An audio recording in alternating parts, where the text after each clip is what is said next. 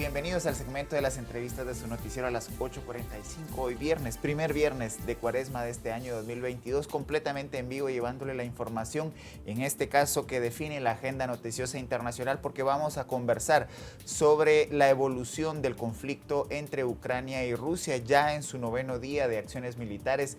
La invasión que Rusia perpetra sobre Ucrania ha escalado en varias etapas del conflicto y empezamos a ver acciones mucho más contundentes de la comunidad internacional, específicamente en el seno de Naciones Unidas, y estaremos conversando con un experto que conoce a profundidad el funcionamiento de este órgano internacional, de este organismo internacional.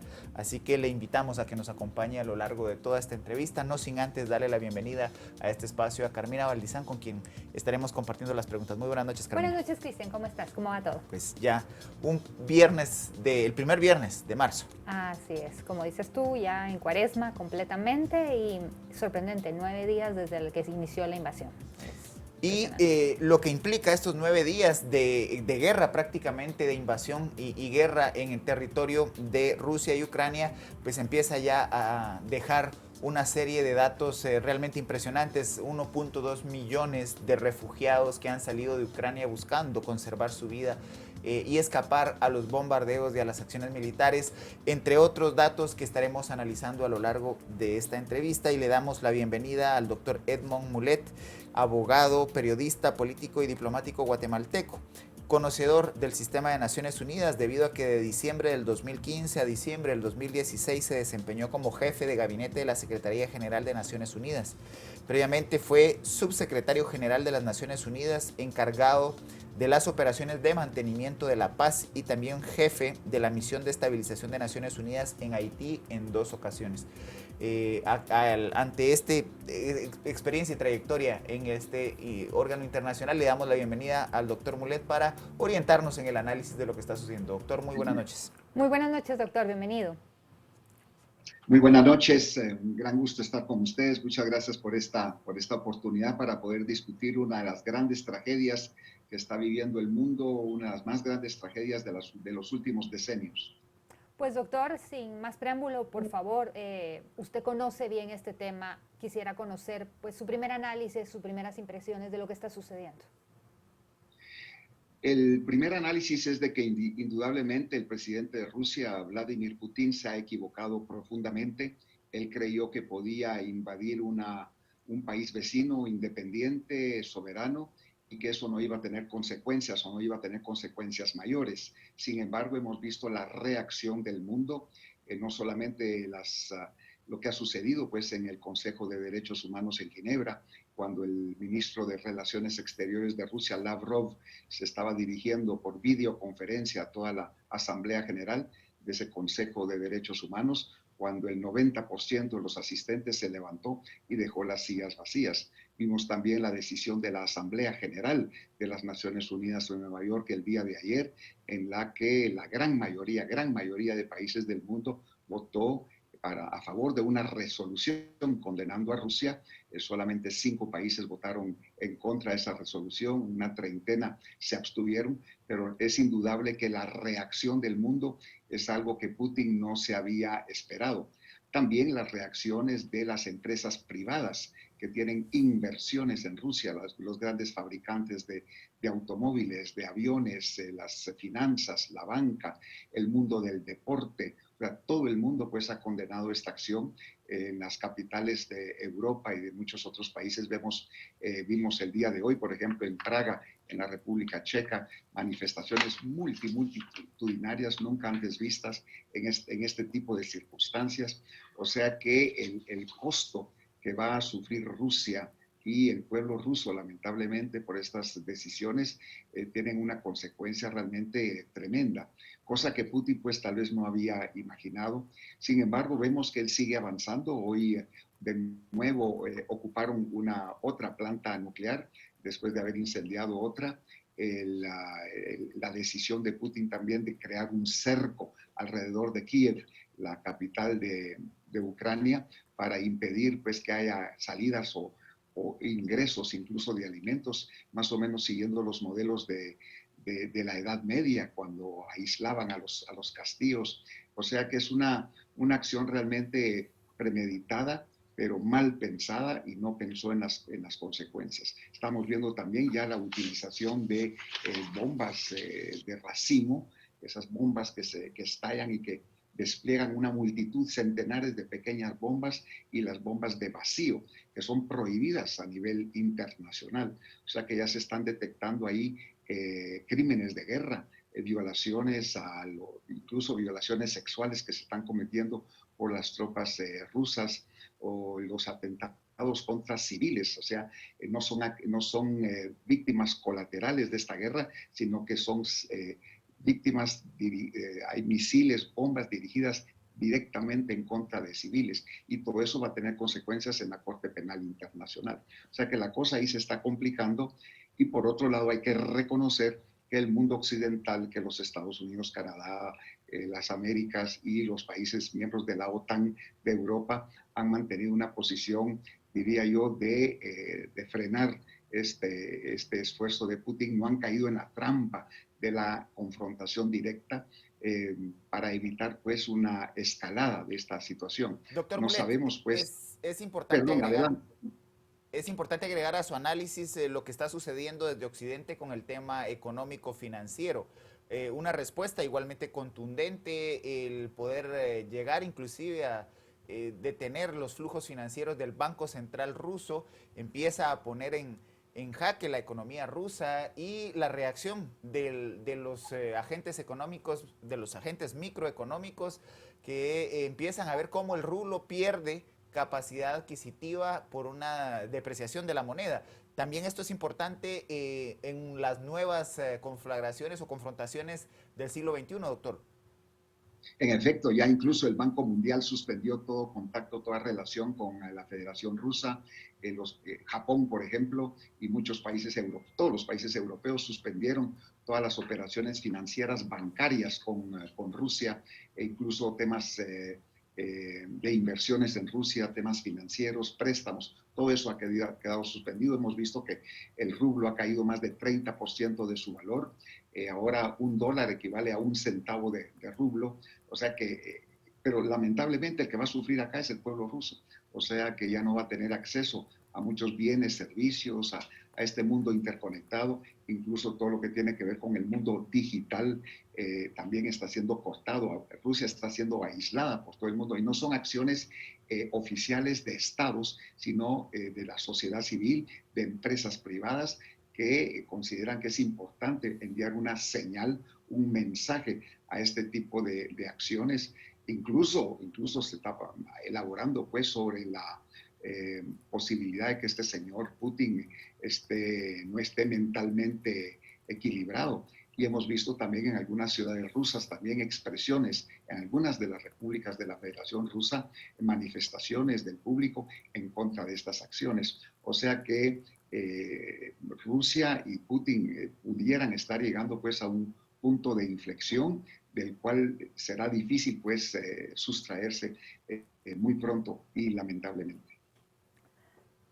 Doctor Mulet, sobre el tema económico, por ejemplo, el senador Ted Cruz el día de hoy ya fue de los que empezó a criticar las sanciones económicas que Estados Unidos está implementando, porque su comentario era: están sufriendo más las compañías estadounidenses, y esto ya se está viendo en muchos sectores, que Occidente se está dando un efecto de rebote de las sanciones que se impusieron a Rusia. Japón, por ejemplo, dijo que ellos sí van a tener que seguir comprándole pues energía y, o sea, gas y petróleo y demás a Rusia, porque tampoco pueden perjudicar de esa manera sus economías. Vemos economías como la hindú que se han abstenido, hay voto de abstención en todas las resoluciones.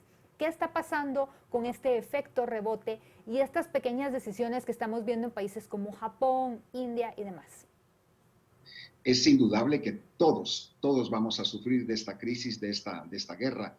Para nosotros, una guerra que está a miles y miles y miles de kilómetros de distancia, ya estamos sufriendo los efectos con el aumento de los combustibles, del gas, de la canasta básica, del transporte marítimo internacional. O sea, los efectos los estamos sufriendo todos. Incluso estas empresas europeas, norteamericanas, japonesas, coreanas, de otras partes del mundo, que tienen inversiones en Rusia, van a sufrir las consecuencias porque ya no van a tener ese mercado. Sin embargo, están dispuestas estas empresas y estos países a asumir ese costo para enviar un mensaje de que estas cosas no se pueden permitir. Si se le deja la vía libre a Putin para seguir avanzando, las consecuencias para el mundo entero y para estas propias empresas va a ser peor que las sanciones que ellos están imponiendo o el efecto de rebote que puedan tener. India, por ejemplo, que depende tanto de Rusia, hay que ponerse en el lugar de India también, porque India está pegada a China y para contrarrestar los efectos chinos, la influencia, el peso específico de China, pues se han aliado mucho a Rusia. Hay mucha inversión rusa en India, entonces ellos han sido más cautos pues, en imponer este tipo de sanciones y se han mantenido más o menos neutrales. O sea que cada quien tiene que manejar la cosa según sus propios intereses, pero hemos visto pues a nivel internacional que muchos de esos intereses económicos de países y de empresas y de corporaciones internacionales están dispuestos a sacrificarse a efecto de no permitir esta situación. Hay que recordar también de que el señor Putin está repitiendo un modelo que ya hemos visto en el mundo anterior, en la Segunda Guerra Mundial con Hitler. Hitler primero pues rodeó Checoslovaquia, anexó el Sudetenland porque decía que ahí habían ciudadanos alemanes y nadie dijo nada, y ahí fue anexando Austria y finalmente con la invasión de Polonia pues ya todo el mundo vio que él estaba actuando de manera premeditada y lo estamos viendo en Putin también. Hace algunos años cuando invadió Georgia y anexó partes de Georgia para incorporarlas a Rusia. Después, hace algunos años también, invadió Crimea, la península de Crimea, y la declaró parte de Rusia. Y el mundo impuso algunas sanciones, algunas débiles ahí, pero no causaron ningún efecto. Pero este es ya el tercer proceso de invasión de países vecinos. Entonces, ya el mundo finalmente se está despertando ante las ambiciones de control territorial que este señor tiene alrededor pues, de Rusia. Y yo aplaudo mucho la posición, por ejemplo, del gobierno de Guatemala, que retiró al embajador de Guatemala en Moscú como una demostración pues, de que no estamos de acuerdo con ese tipo de acciones. Y así lo estamos viendo a nivel mundial. Doctor, ya hay declaraciones del Kremlin precisamente en un elemento que usted plantea en contra de Polonia, que está recibiendo una gran cantidad de de refugiados huyendo precisamente de la guerra. Con cada día que pasa pareciera, doctor, que la guerra llega a un punto de no retorno. La toma de la central nuclear el día de hoy puso en riesgo una catástrofe que pudo haber sido de connotaciones ambientales a nivel global. Yes. Sin embargo, Naciones Unidas todavía no llega a establecer posiciones también radicales. Vemos que algunos países de Naciones Unidas han ofrecido inclusive armamento a la resistencia ucraniana para continuar resistiendo, valga la redundancia, la invasión rusa. ¿Cómo entender en el seno de un espacio como Naciones Unidas, creado después de la Segunda Guerra Mundial para evitar una Tercera Guerra Mundial, que hayan declaraciones de este tipo y apoyos de esta naturaleza tratando de evitar una confrontación directa con Rusia de países principalmente europeos? Hay que recordar que el Consejo de Seguridad de las Naciones Unidas está integrado por 15 Estados miembros, 5 de los cuales tienen veto, y uno de esos países es la Federación Rusa. Entonces, el Consejo de Seguridad no puede condenar, no puede accionar, no puede decidir ningún tipo de situación en relación a esta invasión rusa porque el veto ruso impide cualquier acción de las Naciones Unidas en esa dirección. Sin embargo, los países de forma bilateral, y lo vimos en la Asamblea General también, que masivamente los países votaron a favor de esa resolución en contra de Rusia, pero simultáneamente hay países que están de forma bilateral apoyando, respaldando de alguna manera al gobierno de Ucrania, proveyendo algún tipo de armamento, pero las Naciones Unidas como tal, que es una expresión de los Estados miembros de las Naciones Unidas, no es una entidad autónoma separada que puede actuar fuera de la voluntad de los Estados miembros, y en este caso pues Rusia tiene el derecho de veto. Hemos visto también, por ejemplo, en el pasado, acciones de los Estados Unidos o de China en algunas partes de su periferia y que ha habido condena de otros países, de otras regiones del mundo, y China o los Estados Unidos o Francia o el Reino Unido, que son los que tienen derecho a veto, han impedido pues acciones del Consejo de Seguridad o de la Secretaría General. Eso se logró después de la Segunda Guerra Mundial al establecerse el Consejo de Seguridad como un balance para que nadie tuviera todo el poder, pero que todos tuvieran la posibilidad pues de tener una expresión y un veto en este caso pues el tema de Rusia. De todas maneras, la tragedia es profunda, además de esos 1.2 millones de refugiados, del éxodo de gente que está huyendo de Ucrania, ya van más de 2.000 muertos, incluyendo casi 400 civiles, no sé qué cantidad de niños, o sea que la situación es muy, muy dura, muy difícil. Yo creo que, como dije anteriormente, que la OTAN, Estados Unidos y otros países se han refrenado pues de tener una acción directa tratando de impedir pues una escalada que podría incluso llegar a una confrontación nuclear, que es lo que todos queremos evitar. Una confrontación nuclear en Europa tendría consecuencias pero como nunca vistas en la historia de la humanidad. Entonces hay que actuar en estos momentos con mucha cautela. Yo creo que esas acciones económicas, esas sanciones, eso es el cerco que se le está poniendo a Rusia de manera económica, creo que pueden tener un resultado muy positivo. Incluso China, no se ha manifestado en contra pues, de esas sanciones. O sea que ojalá que este señor dictador Putin entienda y comprenda las consecuencias de a dónde está llevando a su país y a su población. Doctor Mulet, antes, mucho antes de la invasión, inclusive el presidente Biden dijo que ya se iba a dar. Cuando se da la reunión el 4 de febrero entre el presidente de China y el presidente de la Federación Rusa, pues se habló de que se había llegado al acuerdo de que la invasión se iba a dar después de los Juegos Olímpicos, lo cual se confirma cuando la invasión se da específicamente después de los Juegos Olímpicos.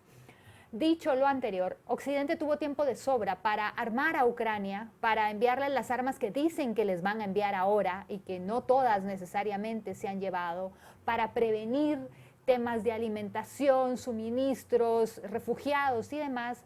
Y parece ser que nos dormimos en nuestros laureles de una guerra, de una invasión que fue más que cantada y avisada. ¿Por qué?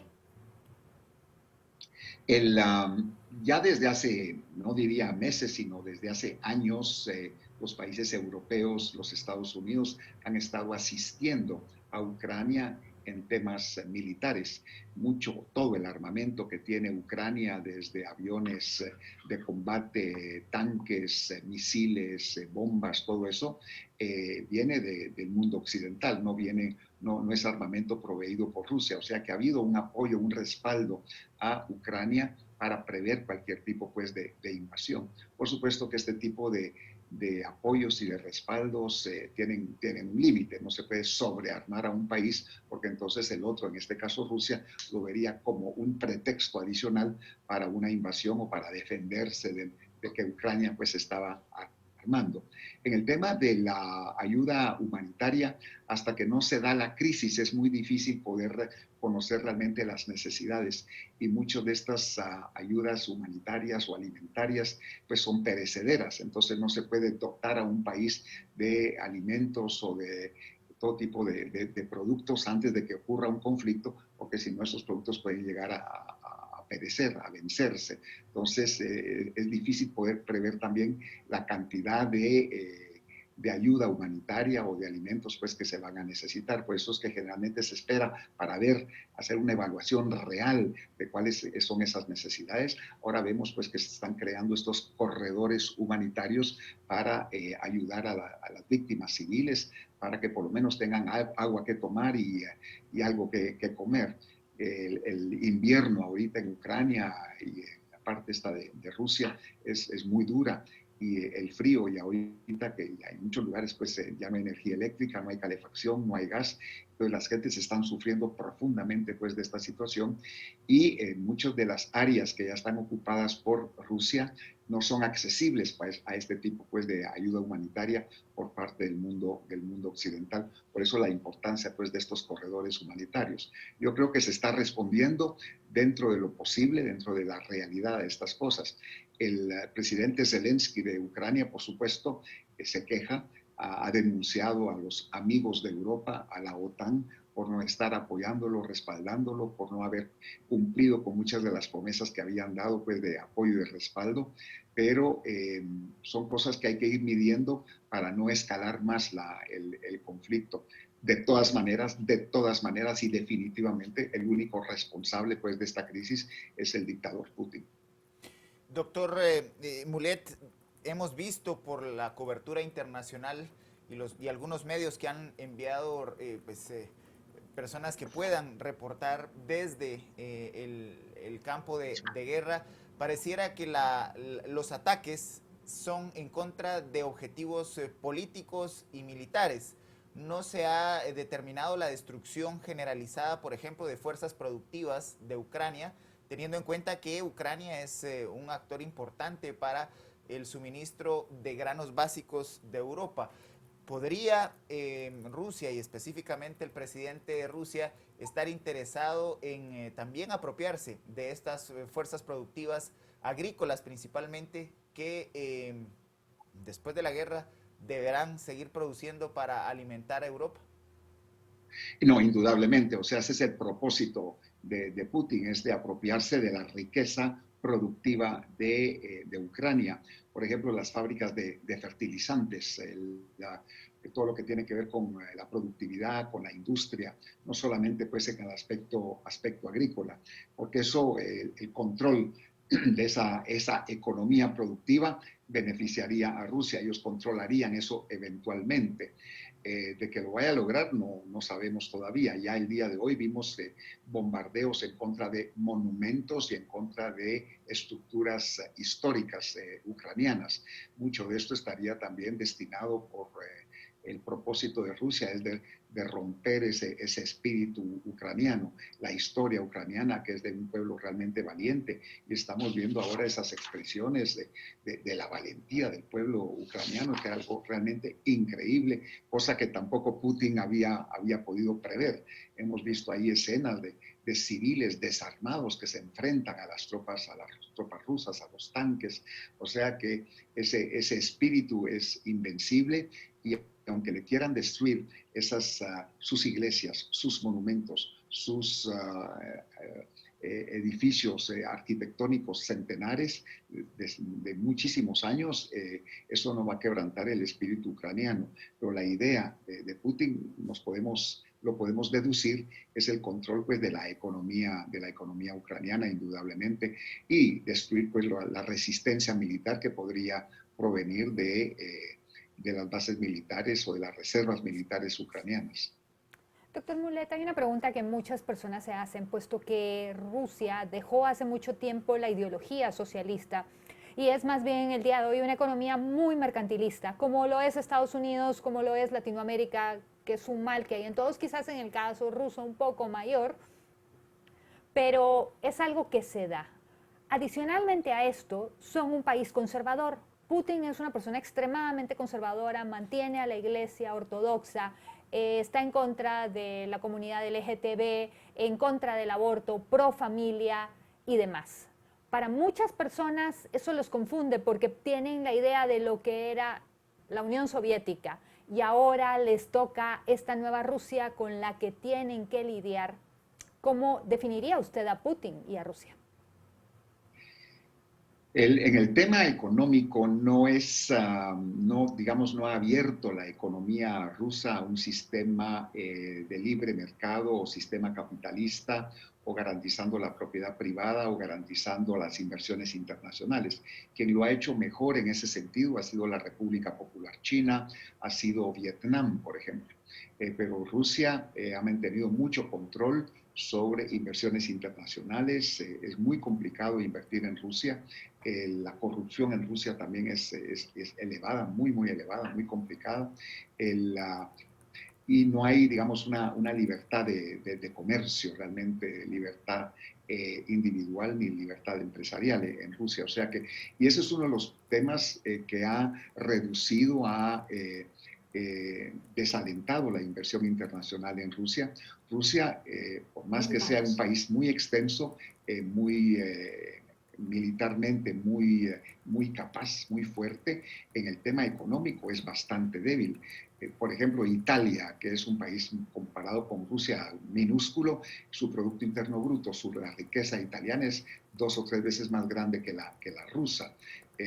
A pesar de la extensión territorial de Rusia, Rusia todavía tiene una industria muy retrasada en tecnología.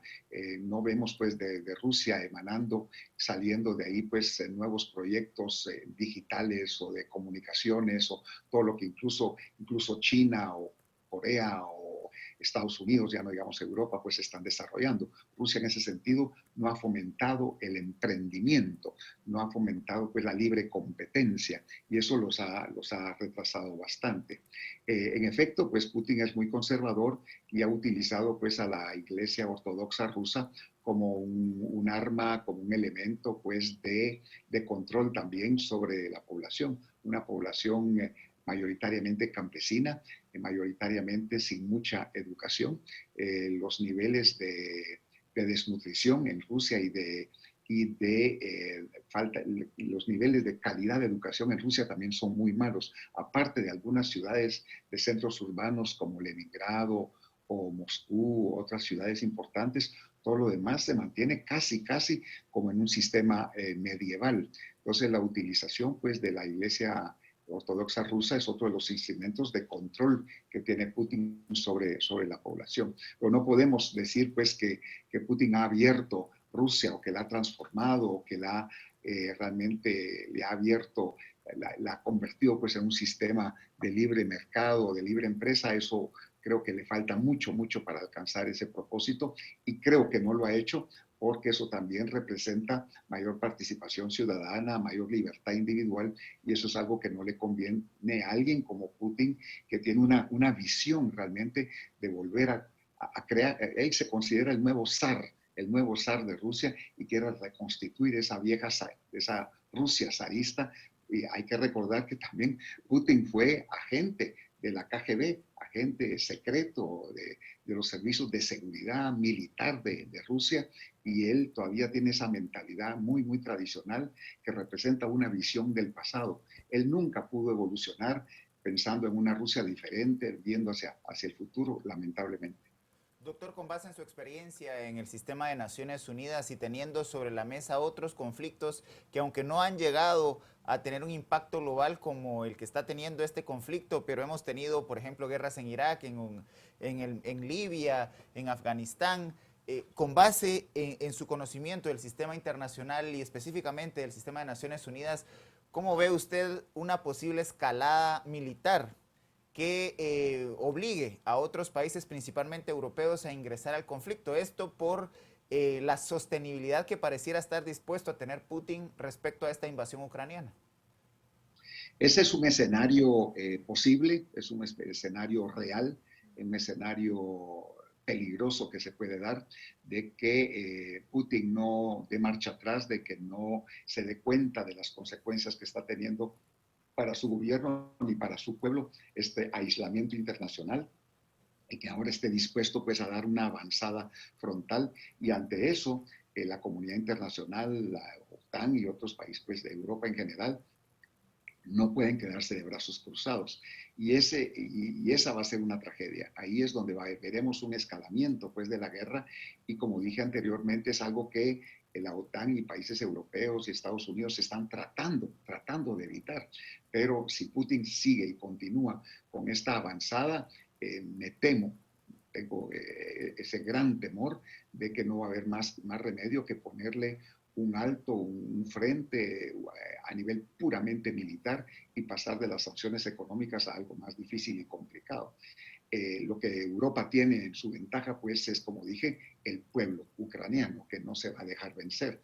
Ahí un escenario podría ser un movimiento de guerrillas ucranianas en en contra del ocupante ruso, en contra de las instalaciones militares rusas, en contra de ciudadanos rusos. O sea que este conflicto no se va a terminar, no va a concluir ahora, ni en mucho, mucho tiempo. Y la recuperación de Ucrania y la propia recuperación de Rusia en este aislamiento económico mundial va a tomar muchísimo tiempo.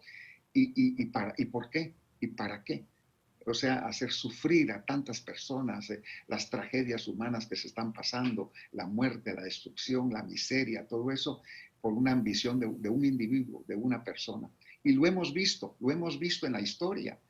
Tantas y tantas veces el ego de una persona destruye civilizaciones enteras y ahora el mundo entero está confrontado a una situación similar de nuevo. Doctor Mulet, otro de los escenarios posibles que se da a esta crisis y que hay muchos analistas ya viéndolo es el tema de Taiwán. Recordemos que China también es miembro del Consejo de Seguridad, así que habría veto también con ese tema en Naciones Unidas. Rusia posiblemente los apoyaría. Y hay personas que dicen que ante la pasividad de Occidente en sus reacciones, esto es prácticamente lo que China esperaba para medir fuerzas de lo que podría venirse en un futuro contra Taiwán. ¿Cuál es su opinión? Bueno, veo, China pues ha sido muy cautelosa en ese sentido, incluso en decisiones, resoluciones del Consejo de Seguridad en la propia Asamblea General. China se ha abstenido, no ha votado a favor de las sanciones, pero tampoco ha votado a favor de Rusia, sino que se ha mantenido una posición neutral. Y China está observando, China tiene tiempo. Tiene mucho tiempo por delante, o sea, no es impaciente como puede ser Putin. Y está viendo también las reacciones del mundo en contra de Putin, el aislamiento económico, el aislamiento político, el aislamiento en todos los aspectos de la vida mundial. Y si China diera el paso, por ejemplo, de ocupar Taiwán, de invadir Taiwán, se vería confrontada pues a una reacción mundial muy parecida o peor que la que está sufriendo Putin y Rusia. Entonces China está observando. Yo no creo que China vaya a cometer el error, a aprovechar este momento de crisis internacional para beneficiarse ella en un ataque a Taiwán, porque las consecuencias para China podrían ser también muy, muy nefastas. Hay que recordar que el desarrollo económico de China en los últimos 25, 30 años ha sido gracias a la inversión internacional. Ellos sí abrieron su economía a una verdadera competencia, a un sistema capitalista de libre empresa, etcétera. Pero las empresas internacionales, como lo hemos visto con Rusia, también verían en China pues un riesgo y se retirarían de China, y China también sufriría económicamente. El propósito principal de China en estos momentos, en estas décadas, es el desarrollo económico de su país, y no creo que lo pongan en riesgo en este momento. Doctor Mulet, ya acercándonos a un contexto mucho más cotidiano, que es la economía guatemalteca, empezamos a ver ya los impactos de 9 días de conflicto entre Ucrania y Rusia. El día de hoy ya los derivados del petróleo empiezan a reportar, en el caso de las gasolinas, precios que rondan los 40 quetzales, y las proyecciones del Ministerio de Energía y Minas pues anticiparon la posibilidad de llegar inclusive hasta 45 quetzales por galón. Todo esto ante las repercusiones de un conflicto en el cual Guatemala ha tomado algunas posiciones, pero podría continuar la confrontación por días o por semanas. ¿Cómo debe prepararse la economía guatemalteca y el gobierno para una posible escalada todavía con mayores impactos en la economía global de este conflicto, doctor? Esta crisis no se va a resolver ni en días ni en semanas, yo creo que tomará varios meses. Entonces tenemos que prever el impacto negativo para la economía de los guatemaltecos, que ya la estamos sufriendo. Y me temo, no quiero ser ahí un agorero de mal espíritu, pero me temo que la situación se va a complicar aún más, que los costos, los precios de los combustibles a nivel internacional van a seguir subiendo. Entonces, este es el momento en que el gobierno debiera asumir ciertas responsabilidades, decisiones, medidas paliativas, para reducir, tal vez no completamente, pero de algún porcentaje, los costos, porque los costos del combustible, lo estamos viendo, pues afecta el transporte público, la canasta básica, todo está afectado. Vemos también el aumento del precio del gas. O sea que las consecuencias son realmente terribles. Post pandemia también para Guatemala, estamos viviendo un proceso de posible recuperación económica que esta crisis mundial nos está afectando. Hay que recordar que los impuestos de los combustibles en Guatemala tienen un doble impuesto que es casi, pues, es inconstitucional, que el gobierno pues debiera revisar esos aspectos, reducir los impuestos de aranceles también para algunos productos de importación, sobre todo de alimentos, ver el tema de los fertilizantes con un programa de ayuda directo a la población, a la población campesina, del campo, productiva, para eliminación de impuestos, incluso de subsidios para la agricultura. Hemos visto también, y eso desde hace varias semanas, esa escasez de maíz en el mundo. Los grandes productores de maíz pues son Estados Unidos, México, Ucrania, y la producción de maíz en esos países está muy reducido, ya no pueden exportar. Guatemala ya no tiene de dónde importar maíz y no hemos visto por parte del gobierno una acción de prever esa situación, de impulsar la siembra de maíz, que es la comida, el alimento principal para nosotros los guatemaltecos, dando los subsidios necesarios, los fertilizantes, los abonos, para fomentar la siembra de maíz. O sea que si el Estado no asume este tipo de responsabilidades, las consecuencias económicas que estamos sufriendo por esta crisis mundial incluso van a ser más duras en nuestro país por esta falta de acciones pues en ese sentido. Hemos visto muchos otros países de América Latina, Colombia por ejemplo, que ha tomado acciones muy decisivas en reducción de impuestos y de aranceles en algunos productos para ayudar a la población a absorber de mejor manera, aunque no será totalmente, pero un poco, esta crisis que nos está afectando a todos.